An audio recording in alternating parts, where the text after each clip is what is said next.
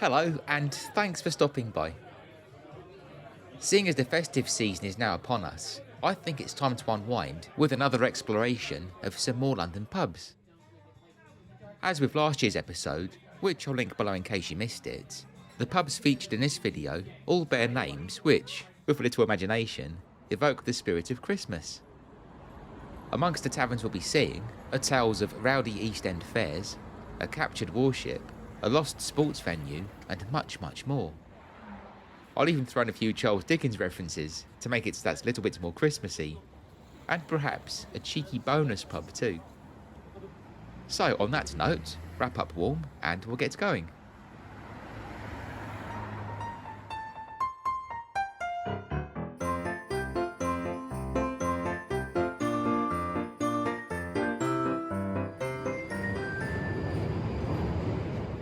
Getting to the Hollybush requires quite an ascent. If you're travelling by tube, the nearest station is Hampstead, which happens to be the deepest on the network, meaning it's a long way to the surface. Once you've made it above ground, you've got two options. You can either climb up via the winding Holly Hill, or venture up Heath Street, where you'll find this steep staircase leading up to Holly Mount, the little street where the Hollybush pub is tucked away.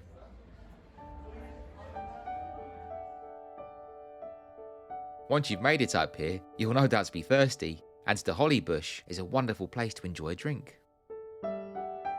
Even as long ago as 1873, one newspaper insisted that the pub is one of those places which ought to be visited by tourists, adding that Americans in particular ought to see it before they leave England.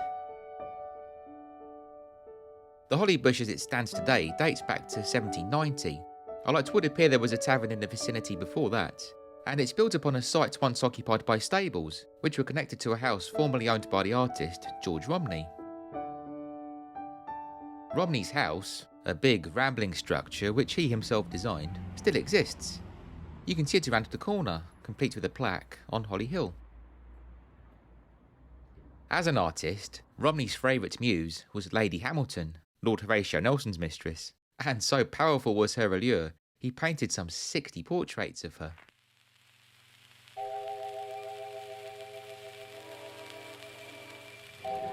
Between 1951 and 1956, this building was home to Star Recording Studios, where, amongst other things, over 760 episodes of the radio serial The Adventures of Dan Dare were recorded for broadcast on Radio Luxembourg. No doubt the voice actors involved would have often been found in the Hollybush after a recording session. Star Recording Studios were forced to close in 1956, when the London County Council issued a ban forbidding Romney's former home to be used in such a manner. And out of the hundreds of Dan Dare episodes made here, barely any survive today.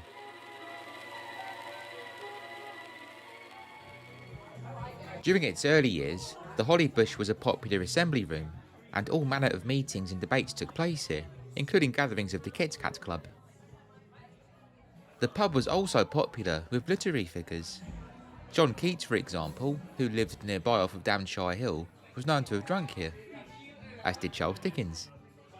Indeed, it's believed the pub provided the inspiration for Dickens's 1855 collection of short stories, The Holly Tree Inn, which in turn inspired the branding for a chain of early American budget restaurants called the Holly Tree Dining Rooms, the first of which opened in Boston in December 1870.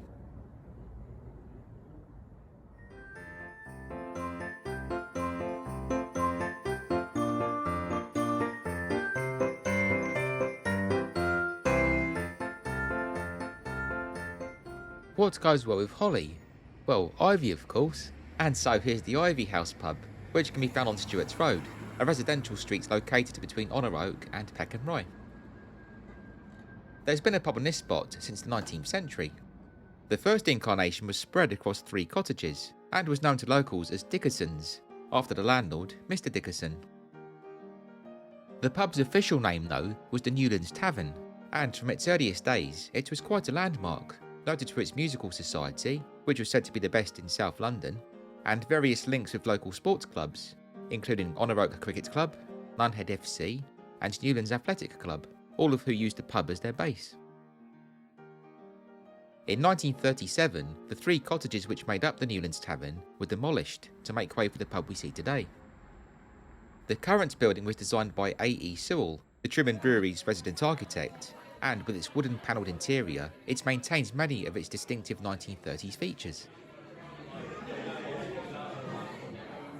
The most notable addition included by Sewell was a ballroom, which was designed to attract families and community gatherings.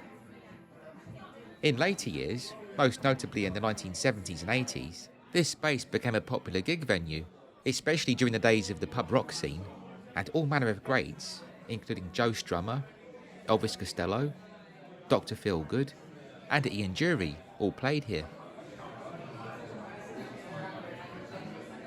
In more recent years, the Ivy House has also been used as a film location, most notably in 2015's Legend, a biopic about the Kray twins, in which Tom Hardy played both Ronnie and Reggie, and the pub is used to represent the Double R Club. Over the years, the Ivy House has warded off 2 major threats. The first was in July 1944, when a V1 flying bomb struck a row of houses right beside the pub, killing 17 people. Miraculously, the tavern was unscathed, although all that was left of the neighbouring homes was a huge crater. This block of post-war flats replaced the devastated housing stock. Then, in 2012, the pub, as is so depressingly common nowadays, closed for what looks like was for good, and was promptly snapped up by a property developer. Not wishing to see the landmark vanish, however, locals clubbed together to save the pub, and after buying it back, they reopened it as London's very first community-run pub. This means the Ivy House is now a very special place indeed.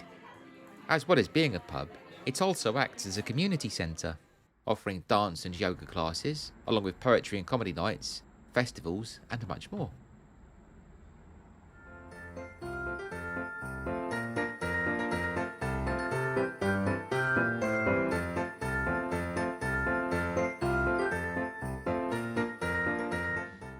As you would have seen when you chose to watch this video, thanks by the way, I said there were going to be 5 pubs in this episode, but seeing as it's Christmas, here's a little bonus, an extra pub, which also refers to Ivy in its name. In this case, the Old Ivy House, which is located on Goswell Road. By the way, this is Bean, the pub's very friendly resident cat.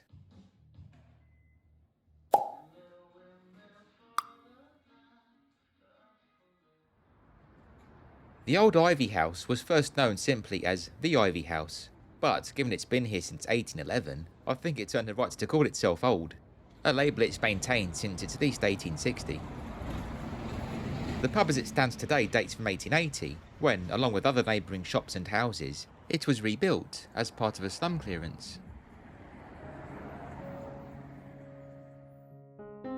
Sadly, there's a tragic story associated with one of the Old Ivy House's former landlords. In 1920, 39-year-old Thomas Webster, who owned the pub at the time, died whilst on holiday in Devon. His death was put down to an outburst of delirium after he deliberately tried to harm himself by smashing glass and hitting his head against a wall. At the coroner's inquest, Thomas's wife, Margaret, said that her husband had served in the army during the Great War, and that he'd been discharged in October 1918, after which he began suffering from nerves. Reading between the lines, and with the benefit of what we now know about post-traumatic stress, I think it's safe to hazard a guess as to what caused Thomas's decline in mental health.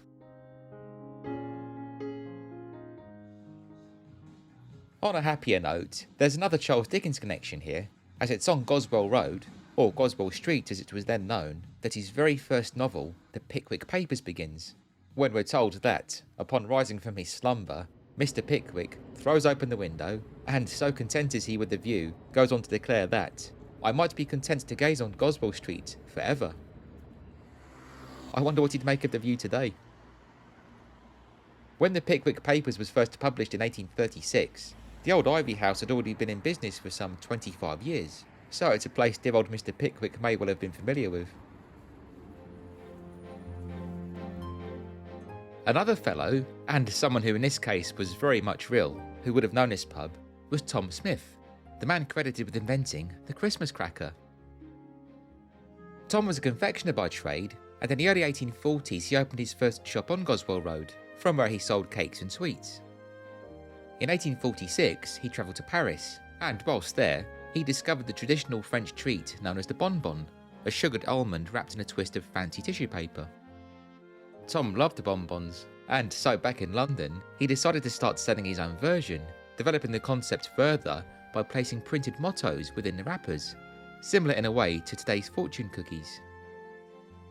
Then, whilst resting beside a crackling fire one evening, he had the brainwave of adding the snapper device to the bonbons, an explosive little creation which he would go on to patent. Tom died in 1869, after which his son Walter took over the business.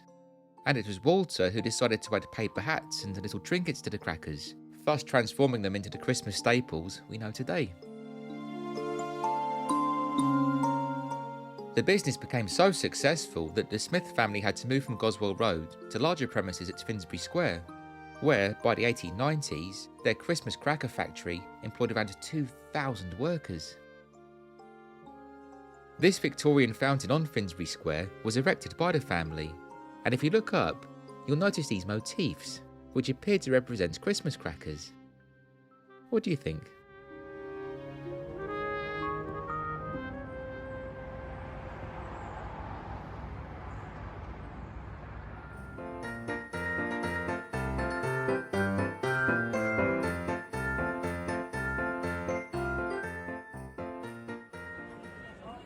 As the song goes, on the 5th day of Christmas, my true love gave to me 5 gold rings. Although in this case, we'll have to make do with just one ring, I'm afraid. The Ring Pub, which stands on the junction of the Cut and Blackfriars Road, directly opposite to Southwark Tube Station. In a way, this pub also evokes Boxing Day, because, as you'll see when you walk in, it's covered in boxing memorabilia. And there's a very good reason for that, which I'll get to later. This pub dates back to the 1860s, and when it first opened, it was called the Railway Tavern. This name was most likely chosen because, just across the road, you would have found the old Blackfriars Station, which was built by the Charing Cross Railway Company as a precursor to Waterloo East. The old Blackfriars Station was very short-lived though. It was only open for a few years, between 1864 and 1869, although the pub maintained its Railway Tavern name until at least the early 20th century. If you were drinking here during the Victorian era and fancied a snack, then you were well catered for, as an elderly woman named Julia Driscoll had a pitch outside, from where she'd sell sheep's trotters from a basket. We know this because, in 1884, a gang of thugs led by one John Millman helped themselves to Julia's trotters, and, after refusing to pay, they walked into the Railway Tavern laughing away, whilst munching on their stolen delicacies. When Julia followed them in demanding money, Millman knocked the old girl to the ground, and then punched her when she attempted to get up. You'll be pleased then, I'm sure, to hear that for this assault, Millman was sentenced to 4 months' hard labour, whilst in court, Julia was permitted to take 5 shillings and 6pence from the poor box. A more serious incident occurred here in January 1911, when a storm blew a quantity of brickwork, complete with the pub's sign and a large protruding lamp, from the top of the building. 3 women happened to be passing at the time, and unfortunately, one of them, Mrs. Sheem, was crushed to death, whilst her friend, Mrs. Martin, had both legs broken.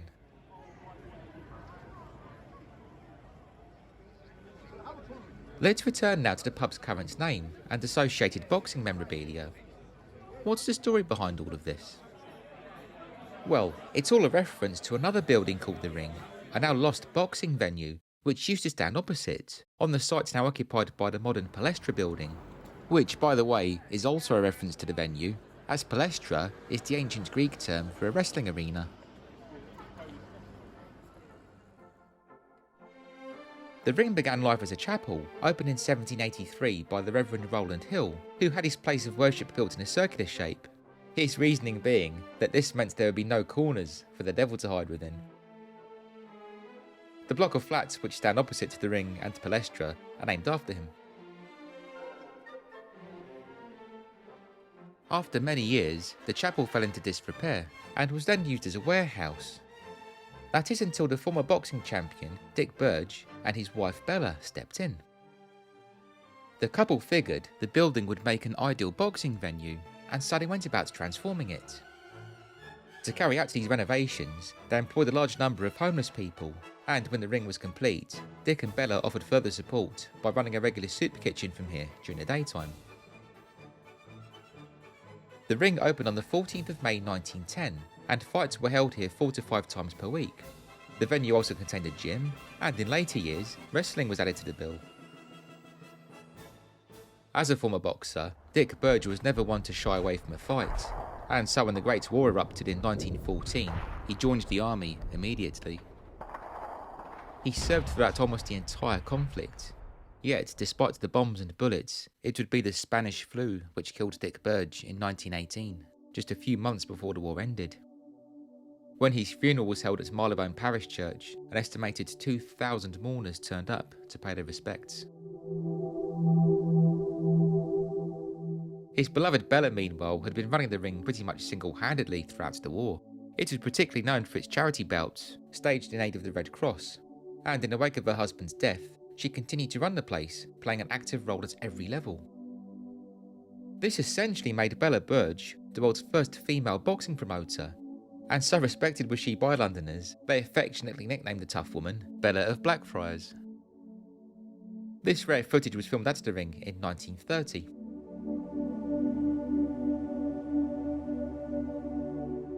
Sadly, the ring was destroyed during the Blitz when it took a direct hit in October 1940. You can still see damage from that fateful night beneath the adjoining railway bridge.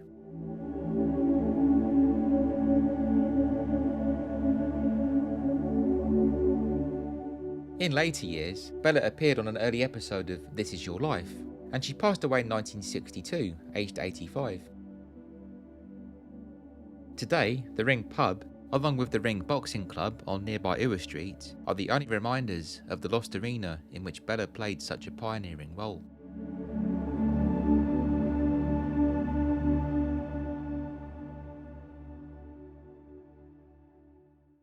There's another Charles Dickens connection to be found around here too.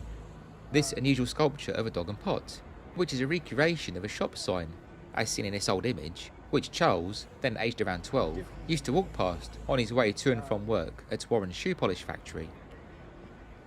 In his own words, "My usual way home was over Blackfriars Bridge, and down that turning into Blackfriars Road, which has Rowland Hill's chapel on one side and the likeness of a golden dog licking a golden pot over a shop door on the other."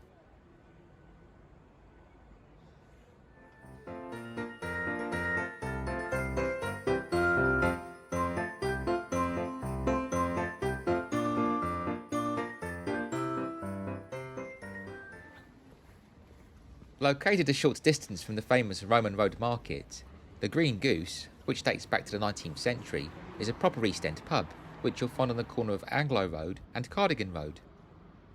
Indeed, for many years it was called the Lord Cardigan, named after the officer who'd led the disastrous Charge of the Lights Brigade at the Battle of Balaclava during the Crimean War. Although the Green Goose name sounds Christmassy, it actually refers to an Easter tradition, that's being the Green Goose Fair, which used to be held locally each year on the day after Whitsun. At this fair, green geese, a term used for birds which had been born the previous midsummer, were cooked up and dished out to hungry crowds. An early reference to this tradition was provided by John Taylor, who, writing in 1630, said, "At Bow, the Thursday after Pentecost, there is a fair of green geese ready roast, where, as a goose is ever dog cheap there, the sauce is somewhat sharp and dear."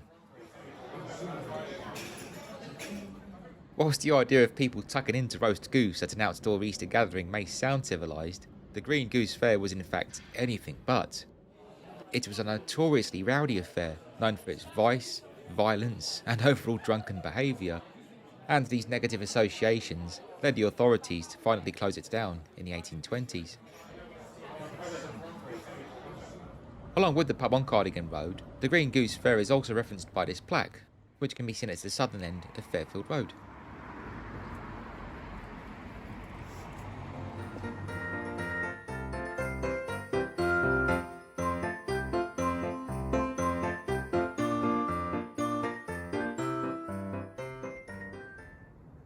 The Surprise is a lovely little pub. You'll find it on Chelsea's Christchurch Terrace, where it's been hidden away like a gift beneath a Christmas tree since 1853. The pub takes its name from a French warship named Unité, which was captured by the Royal Navy in 1796, who decided to rename it the HMS Surprise, a reference no doubt to its ability to sneak up on the enemy.